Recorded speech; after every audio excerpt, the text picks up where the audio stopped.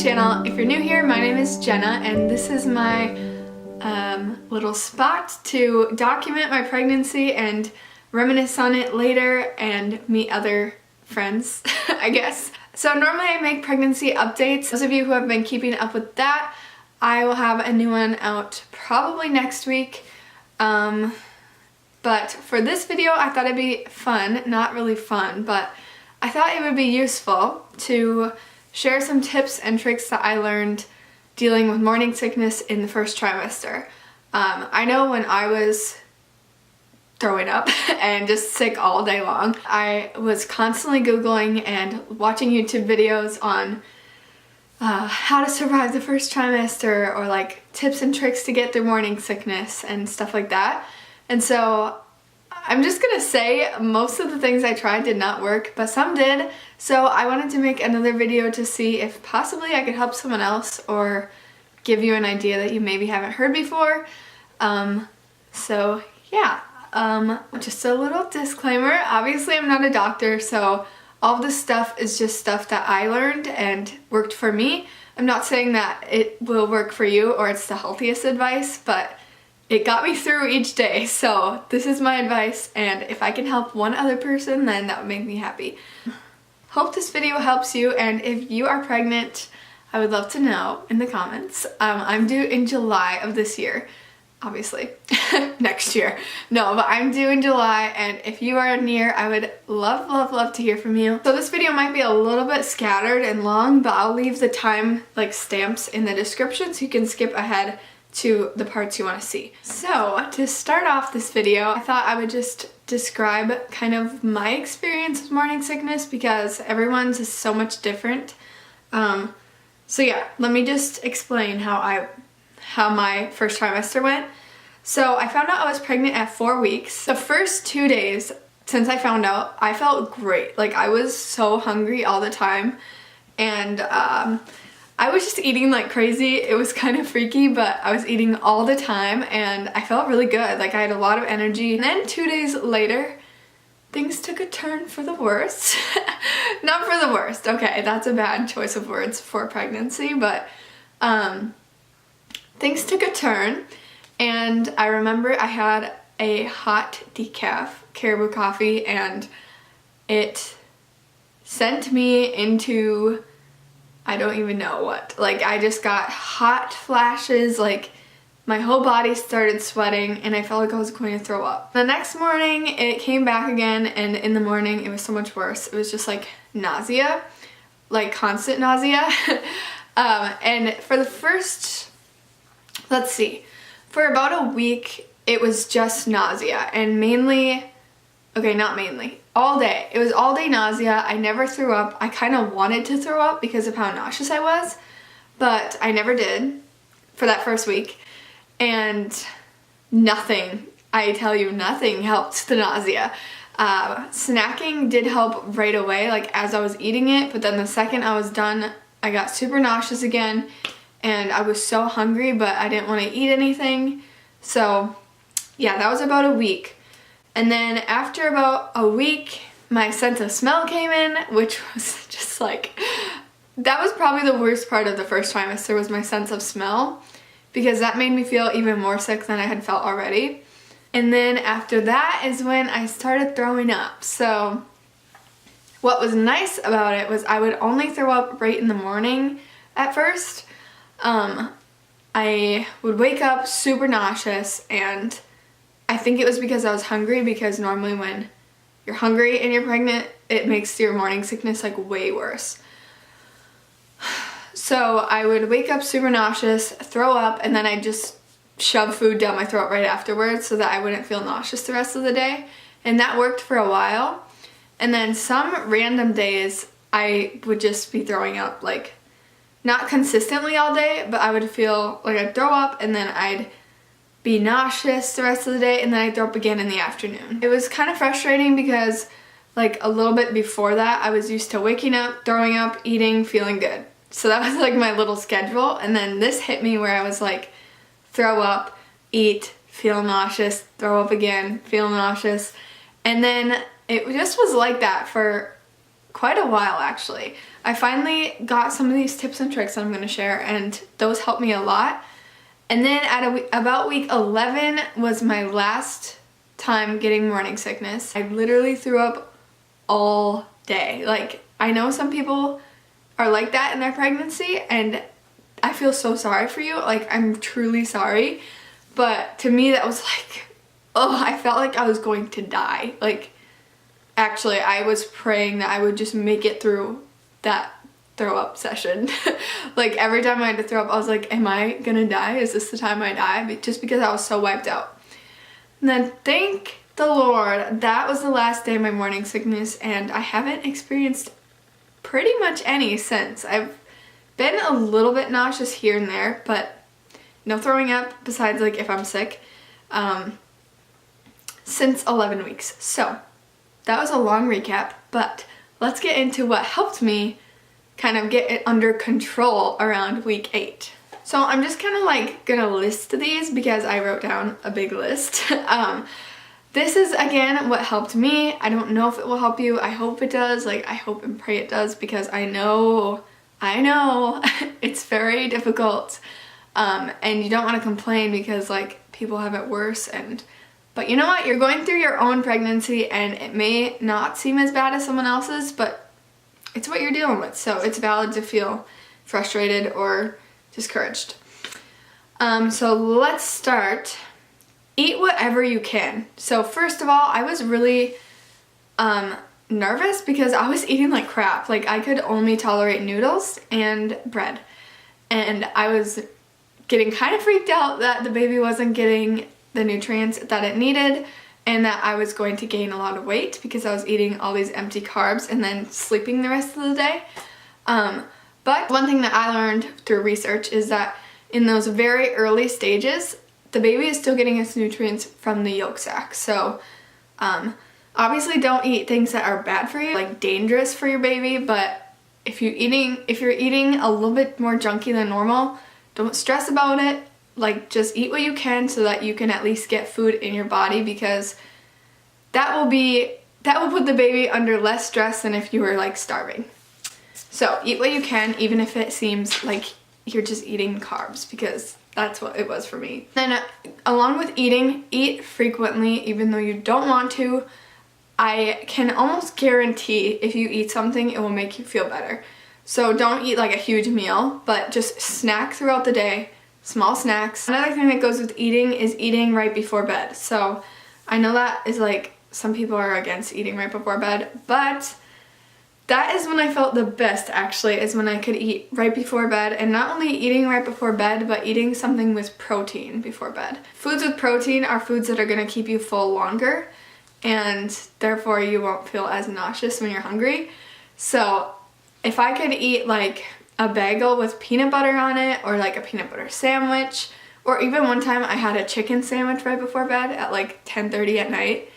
And the times that I was able to make myself eat that before bed, even though I did not want to at all, like I would cry thinking about food. It was so bad because it made me so nauseous. But when I could eat protein before bed, I felt so much better in the morning. The next thing that really helped me was sleeping. So this took me a while to figure out, but if I was able to sleep past 7 in the morning, I don't know what it was about 7, it's like a magic number, but if I was able to sleep past 7 in the morning, I would feel 10 times better than if I were to wake up really early. I know some people have jobs that you have to wake up early, but if you're able to go to bed earlier and get more sleep, that's gonna help a lot. And then this isn't really morning sickness, this is just surviving the first trimester in general. But like the tiredness that comes, you need to listen to your body. You have to take naps sometimes. Again, I know if you're in school or work or whatever, you can't really take a nap. But when you have the chance to take a nap, I would really take advantage of that, because I would always take a nap and wake up feeling better. So sleep was just like a lifesaver for me. It was like I got to escape the morning sickness for a bit, and then when I woke up, it was just a little bit better. I had 2 more things that were like really helpful for me, and that was having cold water at all times. So I would always have 1 bottle in the fridge and 1 bottle with me, so that they were always cold. I couldn't tolerate room temperature water because that made me feel even more nauseous. So I always had one bottle in the fridge and then one with me, so that when I finished it, I could refill it, put it in the fridge, and grab the one that was previously in the fridge. One thing that really helped with that is getting a water bottle like this. That's like a thermos, like it keeps it hot or cold. And then again, with water, you just really need to stay hydrated. Being hydrated in general makes your body be able to fight things so much better. So if you're hydrated, you'll have more energy to but get through the morning sickness. And then here is some foods slash like things to munch on that really helped me a lot. I would get like the want for them, like the craving for them, and then after about a week of eating them, I would hate them. So just, you might have to switch it up a little bit. But things that really, really helped me were goldfish, Cheez-Its, pretzel sticks, like the mini pretzel sticks, raspberries, clementines, strawberries, blueberries. So these are all things that are really tiny and easy to just munch on throughout the day. The cold things, especially like the fruits, were amazing because they gave me like a burst of refreshing taste in my mouth, if that makes sense. So try to figure out if there's any fruits that you like, because the cold really helped my nausea, and I've heard it helps a lot of other women's too. Then other things that aren't so good for you, but they really helped me a lot, were like sour candies or really sweet candies. So I got extreme sour chewy sweet tarts, regular sweet tarts, Jolly Ranchers, mini blow pops, just a lot of different hard candies. They were like, oh, I was so thankful that there was such a thing as those, because those are really what made me like get through things. Like if I had to be in the car or at someone else's house, or like worship practice or whatever, I would always have these candies in my pockets and I would just like suck on them all day, because that was something that really, really helped my nausea. This one's kind of straightforward because everyone kind of knows that mint takes away nausea, but anything with mint, so like peppermints, mint gum, candy canes, actually gum in general helped me a lot, but minty stuff was really nice. So now, another thing I tried to Google, which is kind of gross and embarrassing, but I would always try to Google how to make throwing up better, like, because I know that you can't really get away from the vomiting sometimes. So I would Google like how to make my throw up come up easier, or like not be so terrible afterwards. And I couldn't really find much, but personally, this is what I like, and it's so gross, so sorry if you don't want to listen to this, you might need to skip ahead. But so to make throwing up easier for me, my like thing I've always done since I was like 10 years old, I used to get the stomach flu all the time. I don't know why, but I would get it like all the time. So I would always have this trick after you like have your first throw up, where you throw up all your food and stuff. Sorry, so gross. I know if you're struggling with morning sickness, you probably don't want to hear this, but so after I got the food out of my system, then I would drink a whole glass of water and then suck on a mint. So then when I threw up the next time, it would be like, it would taste a little bit better than like acidic food, you know? So if you're throwing up frequently, I would just suggest drinking a lot of clear fluids, because those are gonna not burn your throat coming up, and food just creates acid. So but yeah, I wrote eat soft non-acidic foods, so like soft pretzels, bread, crackers that dissolve easily. Goldfish were super easy to throw up. Like, I don't know if you want to hear that, but they were. Noodles, did I say that? Noodles. Shaved ice was like a huge thing for me. I was constantly eating shaved ice after I threw up to get rid of the burning in my throat. And then also eating something minty afterwards, just to get rid of the taste and to refresh yourself. Brush your teeth, you know, do what you gotta do, splash some water on your face. But yeah, if you know you're gonna throw up, I would suggest not eating anything, just because for me personally, I'd way rather throw up liquid than food. Like, I'd rather just chug water and throw up water than eat breakfast and then throw up my breakfast. Oh, and then one thing that really helped me, I always forget, because like now that I'm past it, I feel good and I forget about all that stuff, but I would always add cucumber slices to my water because it just made it more flavorful and it was easier to drink. Now, things to help with sleeping. So sleeping is part of the first trimester struggle, I guess. Like, it's not morning sickness, but I had really bad problems with sleeping in my first trimester, and I tried a few different things to help me sleep better, and I did find a few that actually made me sleep through the night. So, the first thing I realized was my chest was really sore, like my boobs were really sore, obviously, because that happens. I realized if you sleep with a really supportive shirt, like a sports bra, I would not recommend sleeping in an underwire bra because that's really uncomfortable and I could not imagine doing that. But yeah, sleeping in a really tight shirt or like a tight sports bra or something that's going to support your chest really helped me, because I don't know why, but I remember it would always wake me up in the night because it hurt so bad, and then when I would put that on I would sleep perfectly fine. So I always slept with a tight shirt on or a sports bra. Always having a cold bottle of water next to your bed. Like I said, getting a water bottle that keeps the cold in is great for nighttime, especially nighttime, because when you wake up in the night feeling nauseous, the last thing you want is like warm water. So cold water by your bed. And I always slept with crackers by my bed, or pretzels, so that when I woke up in the middle of the night I could chomp on a few and wake up a little less nauseated, and like they would help me sleep better. Like sometimes I used to wake up because I was so hungry, which is so random for me, but I would wake up because I was so hungry, so I would keep snacks by my bed. Alright, so I think that is all for my like how to survive the first trimester, like sleeping, throwing up, nauseousness.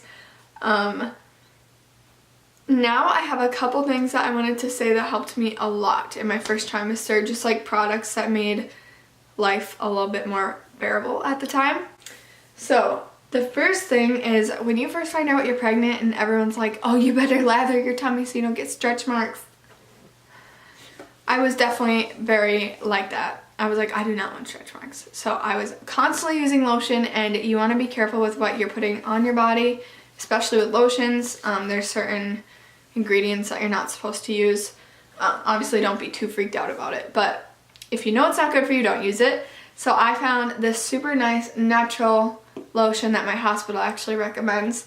This is the Aveeno Active Naturals Daily Moisturizing Lotion, Sheer Hydration, and it is oatmeal infused. So this one is really great. My skin got really itchy the first trimester because I was dehydrated from throwing up. And then this little guy from Beauty Counter, I loved this stuff. I still use it. I put it on my belly every time after I shower, and it is all natural because it's Beauty Counter and it smells really good. And it really makes my skin super soft. It's like a body butter. So I recommend that. You need a prenatal vitamin, so your doctor should tell you what amounts of everything you need, but this is the prenatal vitamin that I use. It's the Nature Made prenatal vitamin. It's a multivitamin plus DHA. Yeah, these are nice because they are soft gels. The first ones I got were gummies and I could not tolerate them. They were so disgusting. Literally disgusting. Like I said before, a thermos water bottle, or even just any type of reusable any type of reusable water bottle in general is great because you're going to be needing to drink a lot of water. And then the last thing I can think of right offhand is deodorant. So I read that you're not supposed to use aluminum when you're pregnant, and like probably not when you're not pregnant either. I had been looking for a natural deodorant for a while, and I finally found one that I love. This is the Native deodorant, and mine is cucumber mint. It is so good. Like, oh, I just touched that to my nose. I never needed deodorant before I was pregnant, which kind of sounds gross, but I literally didn't sweat and I didn't smell. But when I got pregnant, I tell you, my body just, it was like I was going through puberty, like my armpits started sweating so much, and I like could smell myself so much. So it was so gross, and I finally got a deodorant I like. So, Native, it's paraben free, aluminum free, and it's just good for you. So, find a deodorant that works for you.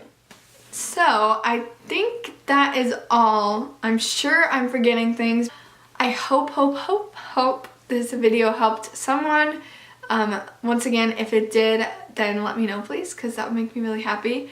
And if you have any tips or tricks, I would love to see them so that I can look on them for future reference and so other women can possibly try them out too. If you want to follow along with the rest of my pregnancy, I'm just about halfway there now. You can follow me on Instagram. My Instagram is Jenna Wickland. That's it. And I'll leave it in the description box. So that's all. Thank you so much for watching. I'll have my 20-week pregnancy update next week, and I hope to see you back then.